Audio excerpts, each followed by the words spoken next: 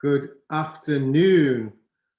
I hope everybody's having a lovely afternoon and doing some interesting things for Black Inclusion Week. If you could put in the chat where you're from and where you're listening from, or watching from, that would be amazing. We've had the launch event and the index event, and we had a plethora of people from all across the UK. So we'd absolutely love to know where you're calling from or where you're watching from today. From Essex, hi Carla. There must be more than one person. There's lots of people on there. Where you're watching from? And can you hear me okay as well? From Huddersfield, Harrow, Wirral, Birmingham, fantastic. And I hope you're having a fantastic day.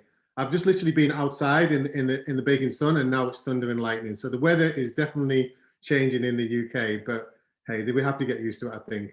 And welcome to another Black Inclusion event by Black leaders. And we're proud to partner with the Open University to deliver an engaging virtual event highlighting the planned groundbreaking Black Leaders and Empowerment Program. There's so much passion that's gone into this, focusing on developing capacity, collaboration, and agency. The Black Leaders Empowerment Program will draw a cutting-edge approach to leadership and development.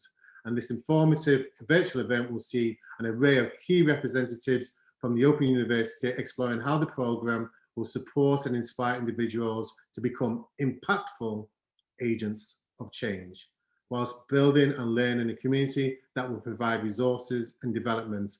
And we've been working with some fantastic people with the Open University and through the Black Leaders volunteers as well with Sonia Bassi.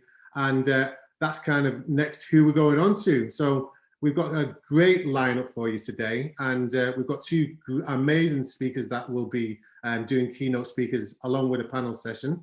But first of all, let me introduce you to Sonia Bassi, MBE, who's an absolute legend and a good friend as well, dedicating over 40 years of her life to creating life opportunities for individuals and diverse and disadvantaged backgrounds. Sonia Bassi is a passionate, devoted advocate for inclusion, currently holding down several posts, including Director of Public Sector Transformation for Cheshire and Warrington, Chair of the Board and Trustee of African Oye, which is a festival, which is the largest African festival in the UK, and also the Chair of Liverpool charity Mandela 8. Sonia joined us this afternoon to talk us through the journey of Black leaders, which has been an amazing journey too with the volunteers that are in the Black Leaders, especially in the Community and Empowerment Leadership Programme. And it's been an absolute pleasure to work with her throughout the year. So welcome, Sonia.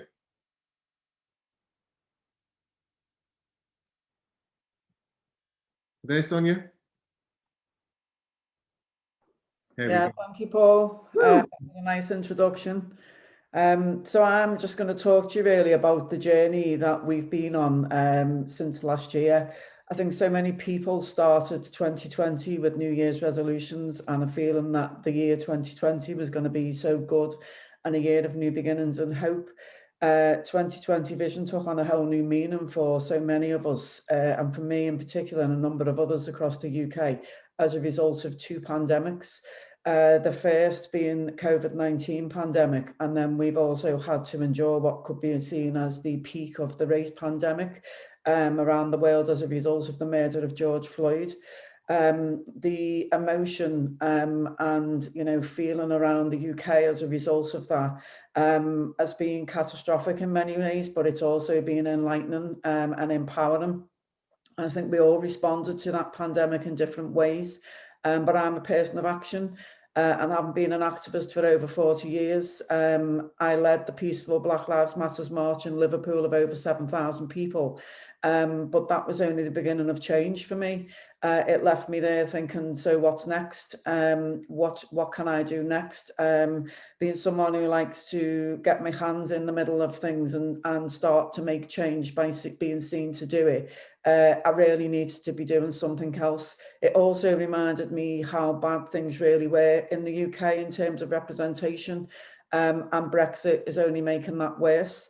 So I needed to do or be part of something proactive and build on the work that I've been doing, that we've all been doing for many, many years. So many people have suggested that this was a moment, and for many of us, that's definitely not the case. I, along with many others, wanted to be part of a movement of change. And in Liverpool, probably over the last 12 months, that's been significant.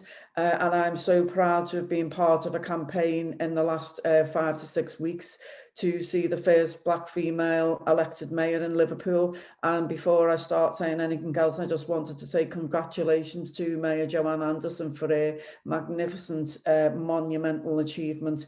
And we really look forward to continuing to work with you in Liverpool to make Liverpool a more inclusive city. But Black Leaders was established by Paul and the network of colleagues 12 months ago. And I joined the network of Black Leaders determined to want to make change. And I can't even describe to you how it feels to be in a network where everyone around you is diverse and understands the trauma and Black experiences that you've been through, where you are around peers who, like you, are no longer feeling different, or you are not the only person who brings the Black perspective or the discussion around race and diversity to the table. I think our journey over the last 12 months as a group leading the communities work stream, and we were a group of 6, so we're only a small group, but it's been an incredible journey, and our work has focused around empowering communities in many different ways. And that's included podcasts and rolling out the Mandela Rate My 67 Minutes programme, but more significantly, the development of a groundbreaking new programme called the Black Leadership and Empowerment Programme. So this programme is being developed based on our lived experience and previous work in Black leadership. We came at it from all different angles, both from a community perspective and a business perspective, and public and voluntary sector perspective. For people like me and others in our group growing up in communities both deprived and predominantly Black, it's really hard to get a good education, and exclusions and challenges in the education system also prevent progression along with affordability. So I had to work hard when I left school, and then only got the opportunity to go to university when I could pay my own way through. And there are many like me who don't have that privilege or the right support networks to thrive as a young person in an environment in university. So success has been a hard graft. And so I don't want it to be that hard for anybody else growing up and wanting those opportunities. And the development of the Leadership and Empowerment Programme was about creating a pathway to progression for Black leaders of the future, whilst also at the same time creating opportunity and greater understanding of structural racism and its impact within leadership in organisations and communities. We want to be able to ensure Black leaders are there to thrive within their organisations and communities, so that they are the voice of opportunity and Black experience, and have their place in the senior management team and in the boardroom, and can apply their skills and be given those opportunities in both organisations and those community settings. And I think right now we all have the power to change. We all have a duty to empower others and create a space for Black leaders in society across all sectors. I want to see a growing national community of Black leaders, Black professionals and non-Black professionals who come together to collaborate to create a thriving, diverse workforce and communities that break down the barriers faced by Black people across all aspects of society. I was raised with a sense of duty to ensure I paved the way for others. We can't shut the door behind us when we get opportunities. We've got to leave that ladder down so others can climb up behind us. And we must never look down on anyone unless we're looking down to help them up. I think that's why working with the Black Leaders Community Workstream Group has been an absolute pleasure, because we've been able to lift each other up and, achieve something that we dreamed about when we started talking that's now becoming a reality. We're all driven by the same passion and belief in others and wanting them to aspire. And this is our way of making sure that door is open, the ladder is down, and we are enabling them to climb up as high as they want to aspire to.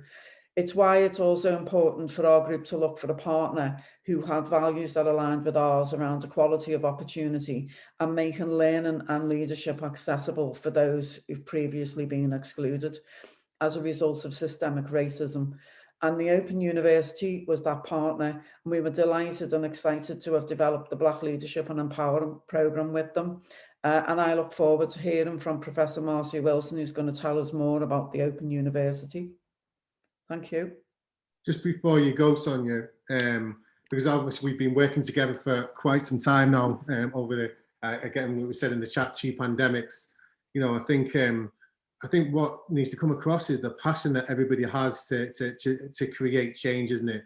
And I think what's amazing about the group is that we've got intersectionality with our community and engagement program, and the volunteers that are in there. Do you want to tell us a bit about the team that's involved with that? Yeah, absolutely. So we've got Vanessa, who is a counsellor, the first counsellor, Black counsellor in Knowsley. And we've got Ronnie, who brings the intersectionality experience to the table as well. Ifra has a breadth of experience around youth and, you know, engaging diverse youth into programmes and creating opportunities there. And the same with Serena, who's delivering fantastic work and leads around youth opportunity and youth development. And then yourself, Paul, who brings a massive amount to the table in terms of the diversity and inclusion agenda, and creating those opportunities to celebrate people and what they do. Yeah, because we got in our group, we got someone that specialises in migrants, so who's a migrant herself, an LGBT perspective, from a religious standpoint as well, from a Black British perspective. And I think is when we're talking about communities and engagement, and this is what the programme is aimed for, it's really important that we have that engagement from every aspect of Black culture, not just what's seen as maybe the Black British experience. Yeah, so it's a really, really broad experience group, and so it's been quite exciting to develop this opportunity and make sure the programme really does include and embrace all those angles as well. And not to forget all the people that has brought Black Inclusion Week as well to the forefront. You know, myself and I know Aggie, who's on here today. Big shout out to Aggie. We've all worked tirelessly hard to make sure that Black Inclusion Week is here for the May the 10th throughout the rest of the week, and working on various programs. So it's you know, it's great to see that the actual programs have come to fruit, and we're seeing some dividends in what we're doing. So it's amazing. So thank you, Sonia. Thank you so much for your time, and we'll catch you on the panelists a bit later. Thank you. And so next we've got a real surprise for you as well. So we've got Professor Marcia Wilson. So our next keynote speaker currently works at the Open University, holding down the post of Dean of Equality, Diversity and Inclusion. And her incredible work includes equality projects with Universities UK and London Higher to tackle racism in higher education institutes.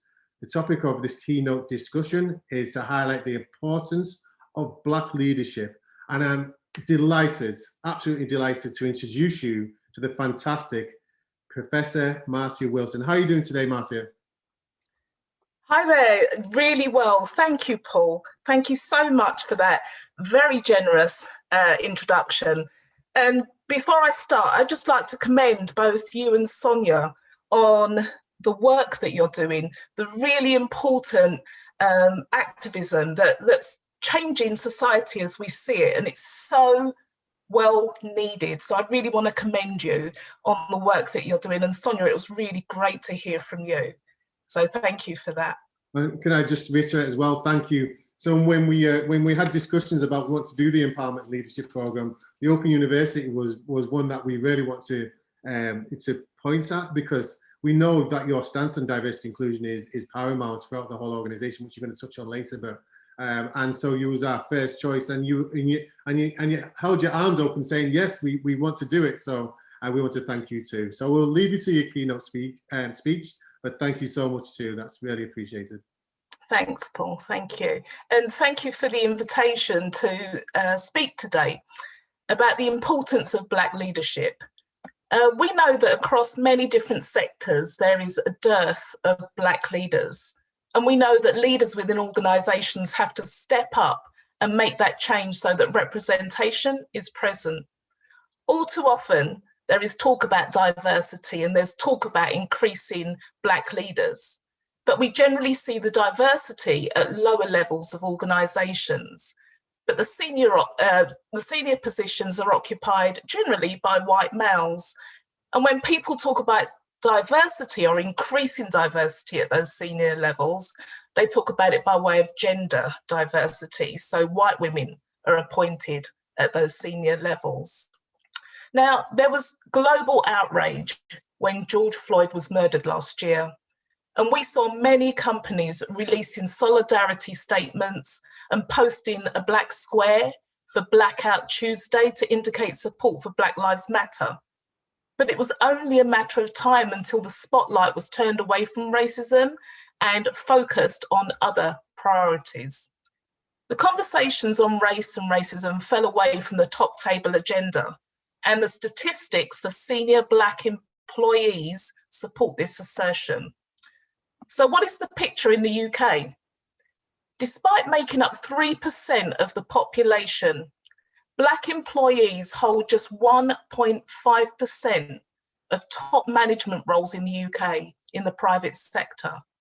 And that figure is an increase of just 0.1% since 2014. In the public sector, Black employees in senior positions remain a static 1% within that same time period from 2014. Within my own domain, within higher education in the UK, we only have 2 Black leaders of higher education institutions. Baroness Valerie Amos was appointed as the director of SOAS in 2015, then last year went on to become a master of a university college at Oxford. Baroness Amos was the first ever Black person to head up a HE, a higher education institution in the UK, and now she's the first Black person to head up a college at the University of Oxford. Similarly, Professor Charles Egbu is the Vice Chancellor of Leeds Trinity University. He was appointed last year. On a personal note, I had the pleasure of working with Professor Charles and absolutely delighted about this much needed appointment. But think about it, out of 160 higher education institutions in the UK, we only have 2 Black leaders, 2, with Baroness Amos being appointed just 6 years ago. Things need to change. I'm going to spend some time sharing why this is problematic and what can be done. One of the key problems is that a lack of diverse voices around the table has an impact on decision-making for the institution or the company. The research consistently informs us that diverse voices bring different skills, greater innovation and creativity, as well as increased productivity. And this is evidenced in recent reports such as the McGregor-Smith Review from 2017. And they found that the potential benefit to the UK economy from full representation of Black, Asian and minority ethnic individuals across the labour market through improved participation and progression is estimated to be £25 billion a year. Other reports, such as the McKinsey and Company report and the Peterson Institute for International Economics, indicate that companies that have culturally and ethnically diverse exec teams are 33% more likely to see higher than average profits. And I think about this in relation to understanding some of the more serious and persistent problems that we have in academia by way of degree award gaps. When I talk about degree award gaps, I'm talking about the percentage points difference in good degrees, which is a first or a 2-1 between students of different ethnicities. There is a degree award gap of just over 20% across the sector. So approximately 80% of white students are awarded a good degree compared to just under 60% of Black students across the sector. Historically, people have explained the gap by using deficit terms, by saying things like Black students are first-generation university students in general. Some work full-time, So studying becomes difficult and they have less time to do it. I've also heard Black students have complex lives. And some even went as far as saying that it's a question of intellectual capability. This is still a problem in higher education. And unless there is a senior leadership person focused on tackling the gap issues and understanding why they exist and the fact that they are rooted in institutional racism, it won't be resolved. We're still in a pandemic, which has disproportionately impacted racially minoritized people compared to our white counterparts. So now, more so than ever, Black leaders are needed and their voices need to be very loud, whereby contributing to solutions for ways of working as we come out of the pandemic. So how can we develop career progression for Black staff? I think the Race at Work Charter is a good start. Within higher education, the Race Equality Charter mark is similar. And the following points become very important for institutional change. The first thing that is needed is a senior person who is an executive sponsor for race. Leadership and accountability are key in this process. A senior person is needed to keep bringing the issue of the importance of racial diversity to the table, because it gets lost in conversations very, very quickly. Also, the setting of targets for representation and driving the agenda across the institution so that eventually policies and practices become embedded in the fabric of the organisation.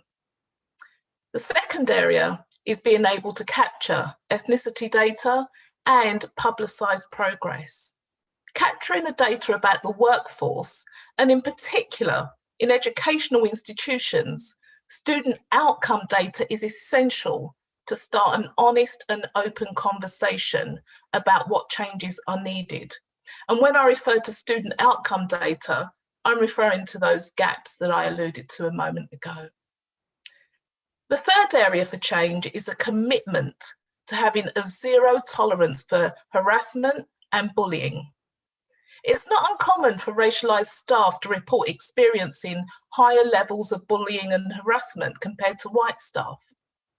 The Race at Work survey revealed that 25% of racialised staff reported that they had witnessed or experienced racial harassment at work.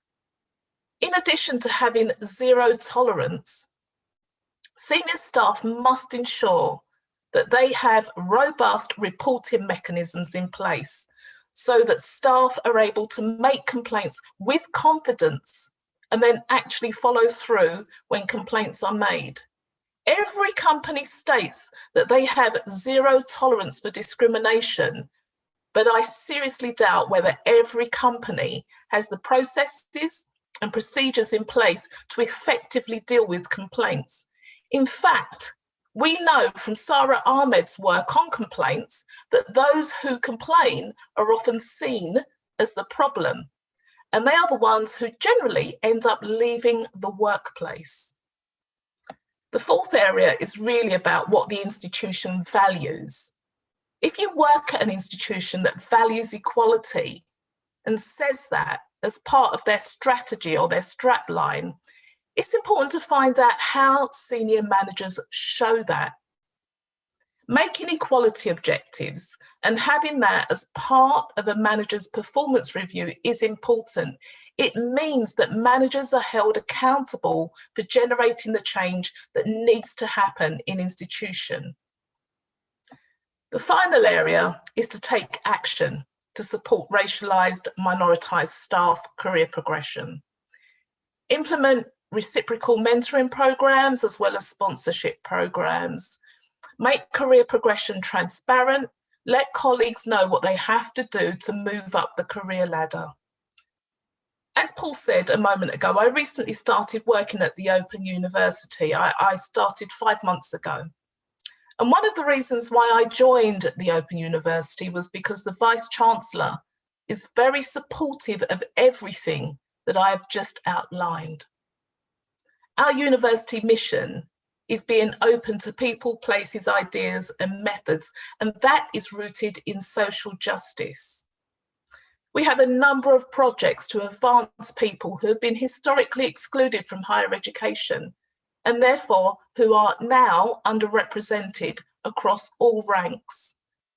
There are projects such as the 100 Black Women Professors Now, in collaboration with the Women's Higher Education Network, and where we're working on career progression for Black women in higher education and aiming to increase the number of Black women professors by 100. Given that out of 21,000 professors in the UK, there are only about 45 who are Black women. Black women comprise the smallest group of professors in the UK. We're also hosting the 5th BME, Black Minority Ethnic Early Career Research Conference in July to help those starting out on their academic journey and to help them navigate the road to success. We are collaborating with Santander universities to produce an anti-racist module that will be used by all universities across the sector to help educate students and staff. And the working title of that project is Educate the Past and Change the Future. Finally, I'm delighted that we are collaborating with Black leaders, with Paul and Sonia to develop the Black Leadership Empowerment Programme. And this programme, as Sonia has spoken about before, is designed to enhance individual and collective leadership skills, practices and capacities among Black leaders. The idea underpinning this programme is that we present leadership as a practice that can change our ways of working and be a system for radical reform.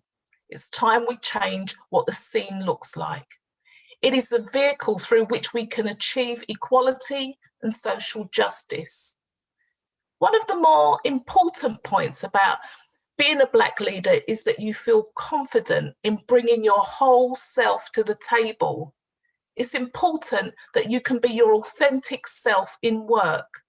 All too often, people feel that leadership is closely defined in a certain way, and many people don't fit the stereotype of what a leader looks like. One of the great things about this programme is that it will focus on learning about leadership through lived experience and see the value in things that are sometimes not valued in academia. My own experience was that I fell into leadership. Actually, I fell into academia. I left school at the age of 16 because I had had enough of being in the classroom. And I soon discovered that I didn't like working in a shop full time. So after 4 days, I left and I went back to the sixth form and I did my A-levels. I kept on studying because I didn't know what I wanted to do. At every juncture, I stepped out of education. I did my undergraduate degree, then worked, then left, then did my master's, then worked, then left, then did my PhD, then worked in academia because that is what I was trained to do. I became a manager because I wasn't happy with the way that I was being managed in various jobs. And I actually thought that I could do a better job. There wasn't a burning desire to do the work initially. It's hard work, but I also didn't see anyone who looked like me. So I thought I'd better step up. But now, more than ever, there is an urgent need for different voices around the table and for people to be trained with appropriate skills to do the job. It's also important to feed the pipeline for colleagues who wish to progress into management, because as said earlier, we know that diverse voices and Black representation is important for the well-being of the whole institution. Thank you for listening. Thank you, Marcy. That was really powerful. And it's some of the statistics are really shocking, as we all know them, but yeah, it's a change is needed. And like I say, I thank you so much for believing in the empowerment program and all that you do for diversity and inclusion as a whole throughout your work, not only at the Open University, but within previous employments. You know, what would you say the fundamental thing is? You know, we talk about what we need to do as institutions, but you know, we talk about communities as well. I mean, there's a change in communities that needs to happen as well, do you think, as regards to confidence building that companies have a duty to do? Yeah, you know, I think within the Open University, and certainly in my last job, we do an awful lot of outreach work. So we work within communities. And I think one of the things that I've seen is really kind of dispelling the myths around what academia looks like within communities. Yeah. I grew up in East London, and for almost 12, 13 years, I worked at the University of East London. And we used to go out to schools, to local FE colleges, to various organisations, to community groups, and really talking about the value of education and breaking down the stereotype of what a university student or a university lecturer or a university professor looks like. Because you see these stereotypes all the time. And growing up in Newham, in East London, you know, you don't see these people, you don't see the role models. So it's really important that we put ourselves out there and we go to, you know, the schools and the colleges and relate to the students. It's absolutely crucial to break down those barriers and to show, you know, the local community, to show students, and in particular young Black students, you know, this is what a professor looks like. Because when they see the stereotypical image of a professor, they see an aging white man with grey hair and a bow tie, and, you know, they don't see people who look like me. And you can understand why. I said earlier, there's only 45 of us out of 21,000. And that's why projects like, you know, the 100 Black women professors now, those projects are so important because we need to increase the numbers. Yeah. You know?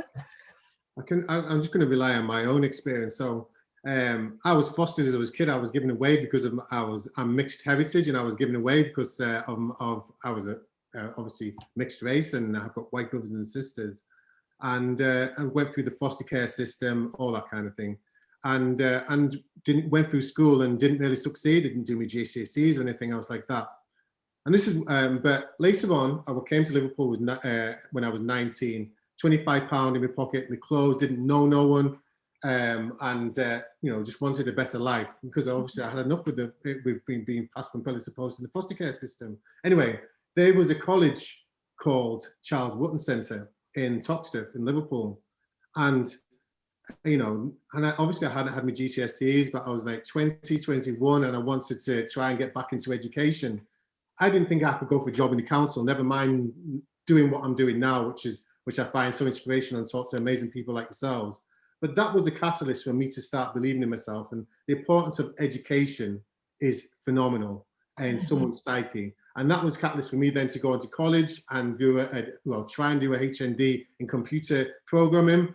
Unfortunately, at the time, I didn't have the funds where my white colleagues had lots of money to spend on computers. I had to drop out because I couldn't afford a computer. I also couldn't afford to sit there and stay late at night till 9 o'clock at night in the library because I had a young baby as well. So unfortunately, I had to drop out. But the point was, the Charles Wotton Centre was the catalyst for me to start believing in myself and knowing that I am someone and I can be someone.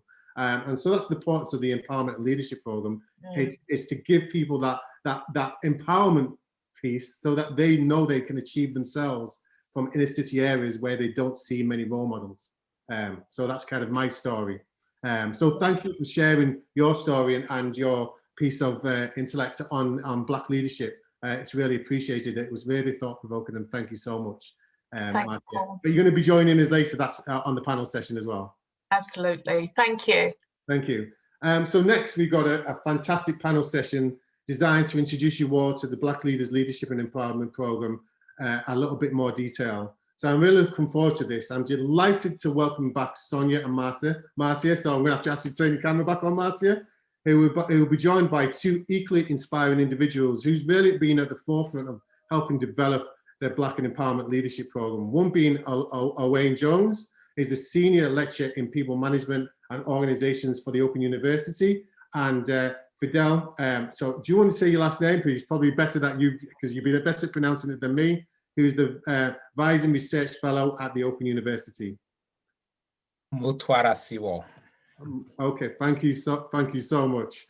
And we've got a couple of questions. Obviously, there's a panel session today as well. I'm really looking forward to this, but I'm going to kick off the first question to you, Sonia. And obviously, we've been working on this for quite a long time, but why is Black Leadership and Empowerment Programme so important? What is the importance of it?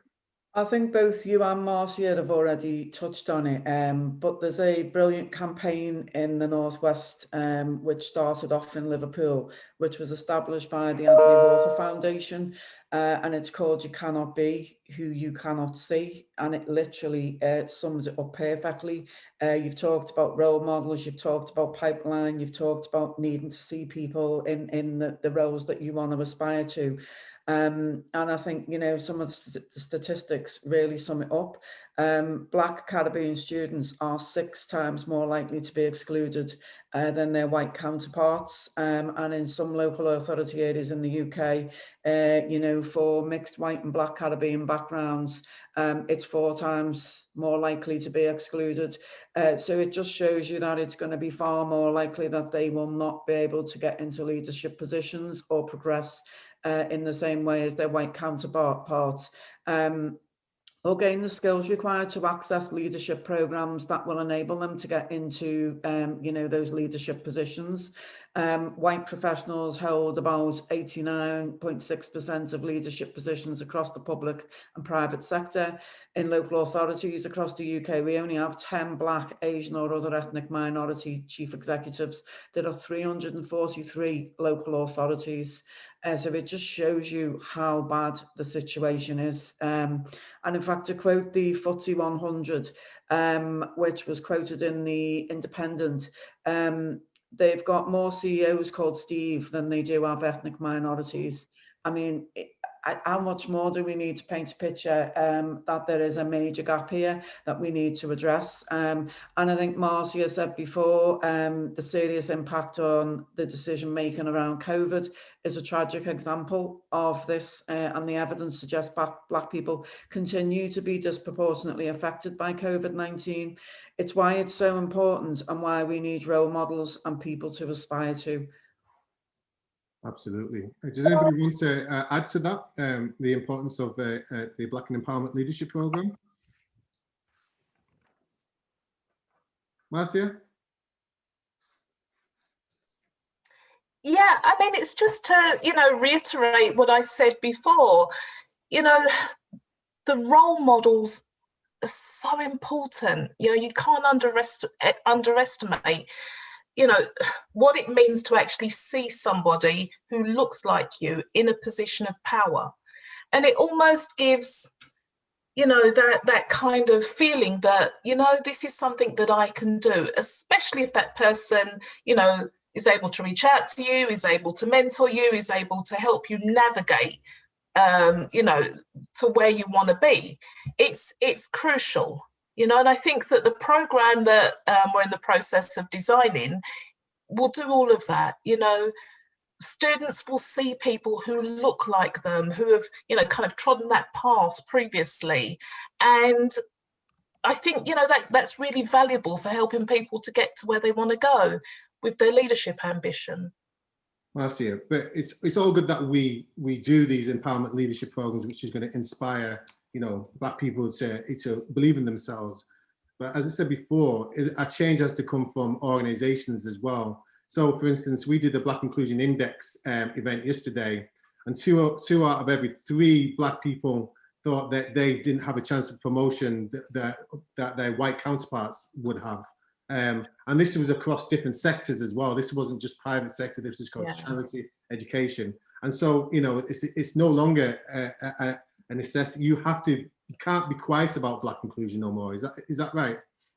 Yeah, I absolutely agree with that. And I think we also need to really highlight some of the research that's out there, because, you know, oftentimes when I think about the structure of an organization, it's not uncommon that we refer to it as being like a pint of Guinness, you know? So leadership, senior leadership is all white, and the further down you go within that pint glass, that is where you'll see black and brown people. Okay, so hence the pint of Guinness analogy. But you know, for me, I think there's something around continually highlighting the issue of a lack of productivity when you exclude certain groups of people. And there are, you know, the research and the reports are consistent in talking about when you have diverse senior teams, when you have different voices, different views, it's powerful for decision making. And we've seen it time and time again, you know, what happens when we don't have diversity in those top teams. When I talk about this to some of my students and colleagues, I remind them of what happened with H&M. And they put that little black kid where, you know, in that jumper saying the cheekiest monkey in the jungle. You know, someone black sitting around that top table would have probably have said, don't do that. Yeah. You know, there are connotations with a black child wearing a cheeky monkey top and how closely that is linked to a racial slur. Yeah. And that cost them because people boycotted their shops. Their shops were vandalized in certain countries. That's costly. Yeah. And just, I'm going to go on to yourself soon, Fidel, but I've got one more question, Marcia, for you. Do you think the Black Leadership Challenge is different for women than it is for men? And if so, why and in what way? Yeah, there are some similarities, but there are also some differences. You know, I think some of the issues, for me, it's around intersectionality and having to deal with racism. As a black man or a black woman, you have to deal with racism in the workplace, microaggressions and so on and so forth. But for women, you have to deal with sexism as well. So it's that intersectionality, and you have to deal with any of the other isms that make up who you are. And I think the problems emerge around the invisibility of Black women in leadership positions. And that's why I was so glad to hear Sonia talk about, you know, Joanne Anderson and first Black woman mayor of Liverpool. That's huge. That's momentous for us. It really is. But think about it. When people think of leaders, the stereotypical image of leaders, they think about white men. If you say women leaders, you think about white women. If you say Black leaders, you think about Black men, and the focus is on Black men. So where are Black women in all of this? So some of the challenges are the same, as I say, navigating racism, but Black women also have to navigate sexism. And I think the person who describes this the best is Kimberly Crenshaw, when she talks about intersectionality. And for anyone trying to understand this, her TED Talk is absolutely phenomenal. Listen to a case that she talks about whereby a woman wasn't hired for a job, okay? She was rejected by, I think it was a motor car company, and she decided to sue the company. And the judge threw the case out. He said, no, when I look at that company, they hire Black people. Well, the only Black people they hired were Black men, and they were manual workers. And he said, no, they hire women, okay? And all the women were secretarial admin workers, you know, on the front line. You know, they were the face of the company. And so he threw the case out because as far as he was concerned, there's no racism there. They got Black men. There's no sexism there. They got Black women. But he wouldn't consider intersectionality. And it's a really powerful TED Talk for those people who want to get a better understanding of it. And I guess one more thing that I want to say about this is all you need to do is look at some of the experiences of Black women MPs. And in particular, I'm thinking of Diane Abbott and I'm thinking of Dawn Butler. Dawn Butler had to shut down her office last year, July, because of threats of violence and abuse. After the 2017 election, it was revealed that Diane Abbott received about half of all of the abusive tweets that were sent out to women MPs. So all of the women MPs who got abusive social media tweets, Diane Abbott got half of those tweets.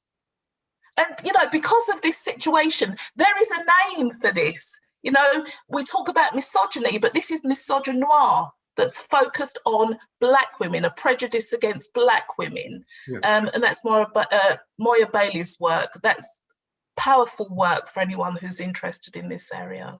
Yeah. I'll stop there. No, I completely agree. I think Diane Abbott has paved the way for many Black people to go to Parliament, and people don't forget, and she's overcome so much abuse within the British press, within the British society, and doesn't deserve the actual beating that she gets actually day in, day out. And it's a travesty. And we can look to the likes of Meghan Markle as well as the royal, you know.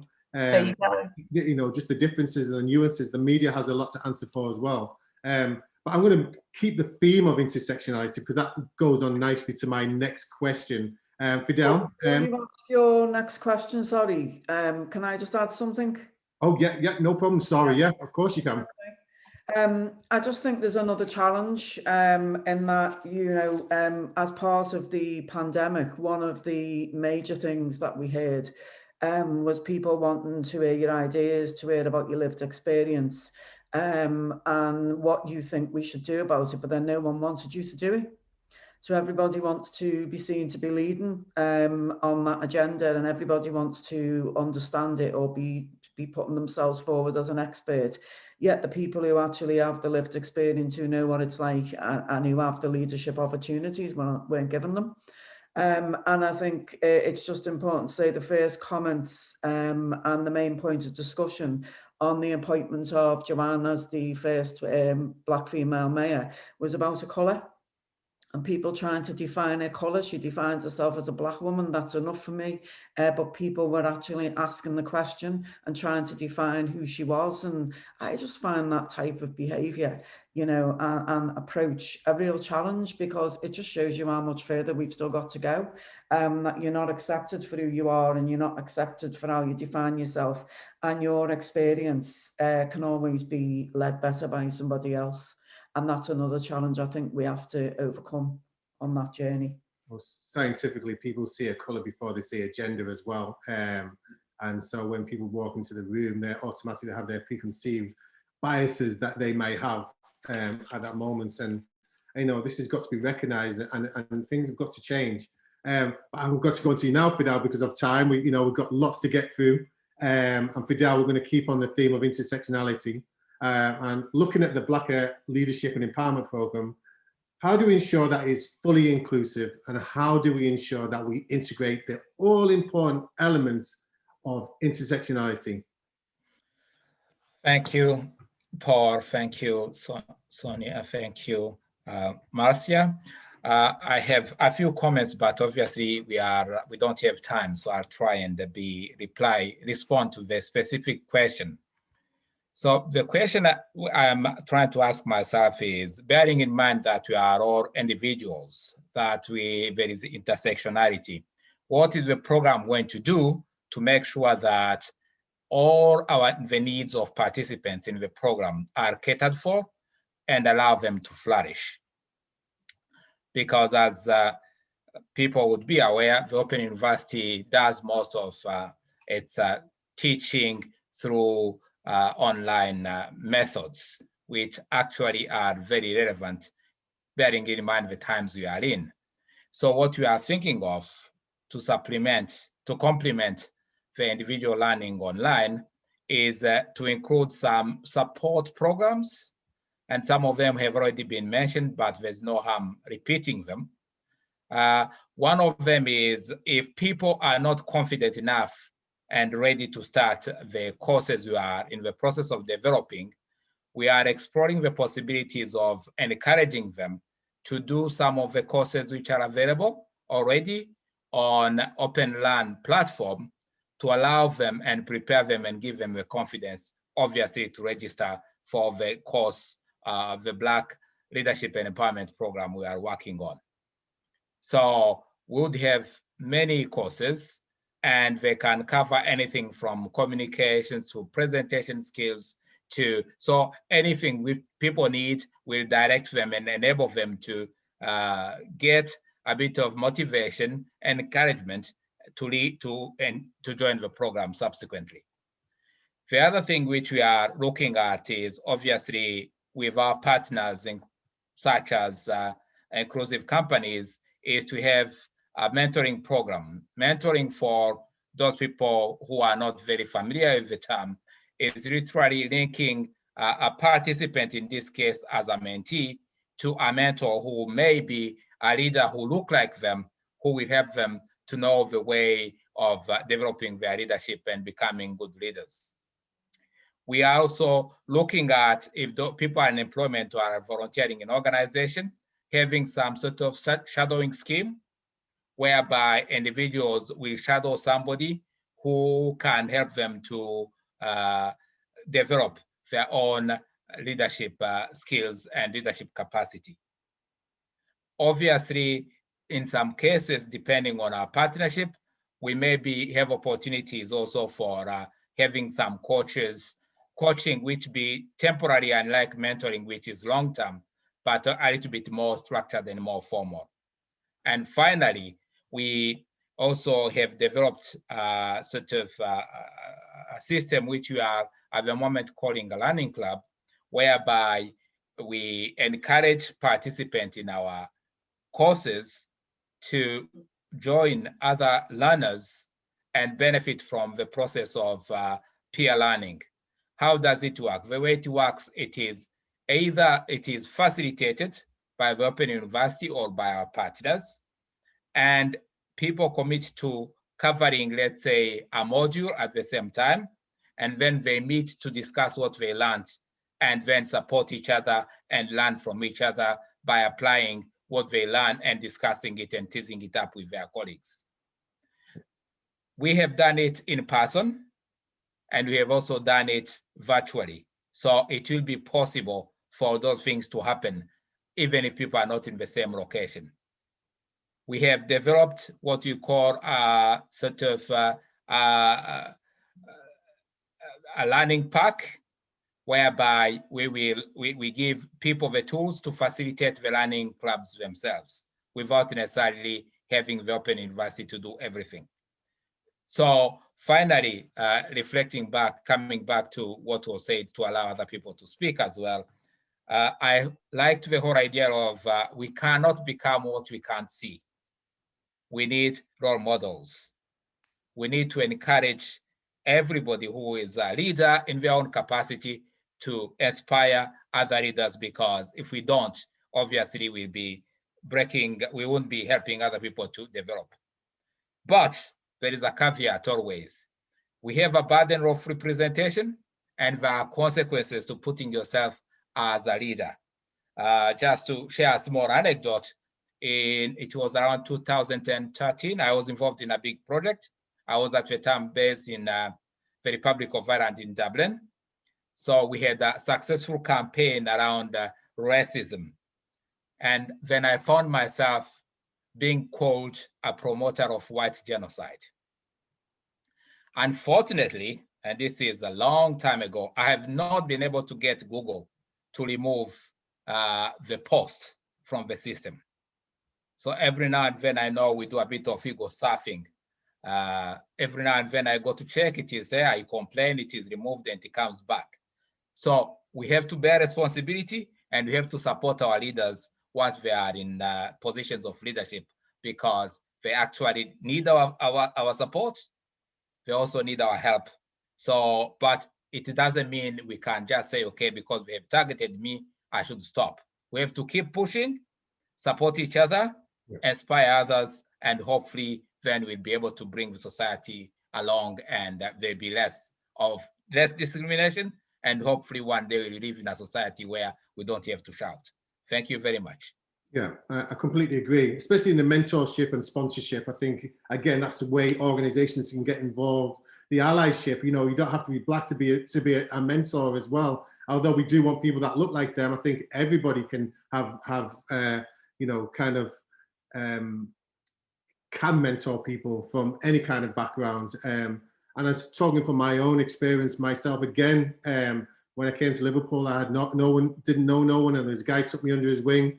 He was a radio presenter for BBC Radio Merseyside. Taught me I could MC in the clubs and get paid for it, and then learned me how to, you know, present myself and various other things. And he was such an inspiration to me. And look what I've achieved since that, for that person mentoring me, saying, you can actually do this. And I've been to 10 Downing Street, Buckingham Palace, you know, all these places that was just a pipe dream for me when I was growing up. And I'd never thought I would end up in these places. And if I can do this, so can many other people. They just need that hand up to be able to do that. And they need that pathway, which kind of goes on to the next question away. So what is the pathway for those looking to participate in the program? Obviously, it's very important, but there is a pathway that people can follow. Yeah, great. Thanks, Paul. And I just want to say it's been I'm here as an ally of Black leaders. It's a real privilege, and I learned so much from Paul, Sonia, Marcia, and Fidel through this whole process. It's been a real growth opportunity for me. I'm here because because I'm an ally, obviously, but because my research and expertise is around developing leadership, both in my research and in practice, teaching and training. And so I think the crucial thing here about Pathway is just to emphasize the open bit of the Open University, right, as Marcia said earlier, which is we don't put preconditions on people joining programs at this level. But what we will do, as Fidel mentioned, is we will provide and package up some existing free activity for people to engage with if they feel they need a confidence boost going in. So I'm just responding to another one of the questions that's come through on the Q&A from it was from Thomas, who mentioned this whole issue really of not only of confidence, but sort of differentials in resources and so on. And we're very, very conscious about that in the OU, right? And so my experience coming from South Wales and rubbing shoulders of people who come from posher schools than me, you know, have more access to resources and whatever is ultimately the secret is that they don't really have a secret. The secret is that we all learn together, and by doing that and by boosting one another's confidence and skills, is we can take on the world and we can change whatever we want to if we work hard enough together. But let me be a bit more specific about the pathway then. So the obstacles in front of us should be zero, and we will provide that kind of infrastructure to encourage you and to boost your confidence and to give you the support to get through it. The assessment we're thinking of is impactful but light touch. So it will be a kind of plan a community change campaign or an organizational change campaign, but you'll be supported all the way through the OU's tutoring system and by us as a team as well, and by the support that Fidel has described, and supported by each other as well, right? So the big thing to note about a design and development mindset behind leadership education is that we learn from one another and one another's lived experiences, so we can give each other a boost as we go on. But the nice thing about this is what we're doing at the moment is we're exploring how we can package up, say this is, for example, a 10 credit course that fits in somewhere around the sort of year 2 kind of undergraduate, say, for example, in the OU. We're exploring how we can what kind of other modules we can package this up with, to give learners a pathway. So, for example, they can go on to study something on organization studies or management or whatever, or project management, whatever it might be, and then package up, say, 30 credits together to help give them a boost, either as a stepping stone to an MBA or to help land that undergraduate degree.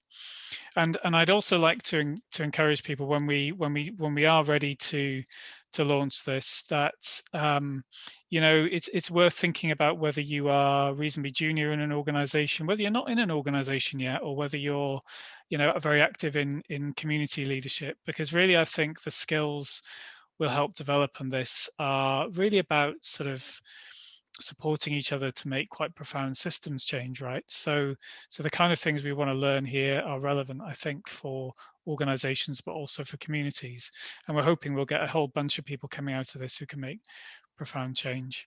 I don't think there's anything else to add on that. So I think I'll just hand back to you then, Paul. Yeah, because when we sat down and we thought about developing this, it was important that we included everybody. So some people in the senior levels of organizations that may be going to be the next senior leader, but also open to the empowerment of communities as well. It's such an important part of this program, to empower people to be able to believe in themselves, to be able to get them skills, to implement that in the workplace or in the community or wherever else it is. So that's phenomenal. But we are quickly running out of time, so I'm going to have to be fairly quick. I'd love to go on for another hour because I think we could, but we can't. So I'm going to go to your last question, Sonia, which is what is the, and if you could answer it as quickly as possible, then we'll go on to the last question, which is, what is the wider impact of the Black Leadership and Empowerment Program? What is the wider impact? I think Marcia touched on it before. It's about your brand, and the impact it can have on your brand. It can really enhance your organisation and your community. And I'd ask people to ask themselves, does your organisation or community you support reflect you, your values and your views? Because if it doesn't, then something's wrong. Your organisation's got to reflect you and how society looks now, not just representation though, but authentic action. Communication and services that reflect us and our communities and are able to serve us. And I think Black leaders will ensure that there's an authentic voice reflecting those challenges and barriers, ensuring there's inclusivity within the service and the organisation, and making sure that it's shaped by the way we look and what we want and how we feel. I mean, that example of H&M was a perfect example. If we'd have been on that board that was making those decisions, that shirt would never have been produced, because we know what that means and the impact it would have. And I think it's just worth finally saying our lived experience are really important. And all too often the stories are told and nothing changes, but that's because we are the people who will make that change. And we've got to be allowed to have our seat at that table. If you truly want to see an inclusive organisation and inclusive communities, you've got to let us do it, because we know what we're doing. Yeah, exactly. And I just think the impact is exactly what Tom's saying, Thomas Barry. That's what Black leaders set out to help people like yourselves, that are Black people that are marginalized, that can't afford the actual to carry on with the course, or to get that job. We're here to advise, and we want to be that force, to be reckoned force within the UK that Black people can go to, so that they can get advice, especially Black students from poorer backgrounds and just communities as a whole.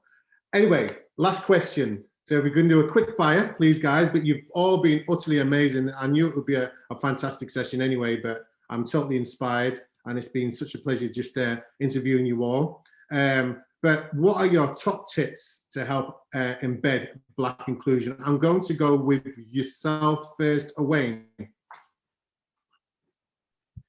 I think my top tip, actually, I would say this as a leadership academic, but it's think about leadership as a practice, not as a person. Get away from that think leader, think white male, and instead think about leadership as a practice where we make each other look good through great inclusive communication, challenging communication that helps break paradigms and challenges, because I think that's a real pathway to hope.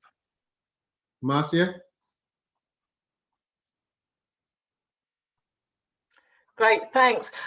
I think one of the things that I would say is sometimes it can be quite lonely. So you've got to find your network. You've got to find your support system. You've got to find people who will champion you and who will lift you up when you're saying, I'm not sure if I can do this anymore. You've got to have that circle of people who understand and really help to support you. And also, I want to flag up something that somebody put in the chat. Someone was talking about sponsorship. Now, we can talk about mentorship, but the sponsorship element is so important as well. It's what people say about you when you are not present in the room. And I have had some really fortunate breaks because I've got a fantastic sponsor. And when I was looking for promotion, this is in another organisation, and my manager was looking straight past me. She was the one who was saying, hang on a minute, you've got a really talented person in your department. Why are you not looking at her as the interim person for this? So that sponsorship element is absolutely crucial. But as the network, you know, you need a network of people as well. Completely agree, Marcia. Just very quickly on that point, I used to spend birthdays and Christmases by myself, no family, no nothing. And it wasn't until I learned that I had to expand my network and ask for help. There was no shame in that. You know, I am where I am. Can you help me? And people will help you out there if you just ask. Sonia, I'm just rushing because I know we're 5 minutes over time, but Sonia? Actions speak louder than words. Just get on with it. Don't be afraid to just get on with it and make sure that your organisation is more inclusive. Yeah, exactly. Thank you, Sonia. And last but not least, Dr. Fedeli. A very quick one. Be a bridge builder, not a gatekeeper. Exactly. And for me, be the change you want to see. If you want to see inclusion, and don't say silence. You know, staying silent about things within your workplace and things that you believe in, whether if you're an ally or a Black person, it just can't happen. You've got to start shouting about the injustices that happen within workplaces, not only for Black people, but inclusion as a whole as well. So I'd like to thank you all for this absolutely amazing set. I thoroughly enjoyed it. It's been I'm so glad that I'll be working with you guys for the next couple of months and year and many years to come. And we're all about creating change. And that's what we're doing. And thanks to Aggie and Black Inclusion Week, my team as well, from Inclusive Companies for helping putting this together. And thank you all for listening. I'm so sorry I couldn't get through to the questions. It was so insightful, but we'll have a look at the chat afterwards and we'll try and answer some questions from there. So have a fantastic afternoon, everyone. Hope to catch up with you soon. And happy Black Inclusion Week. Speak to you soon.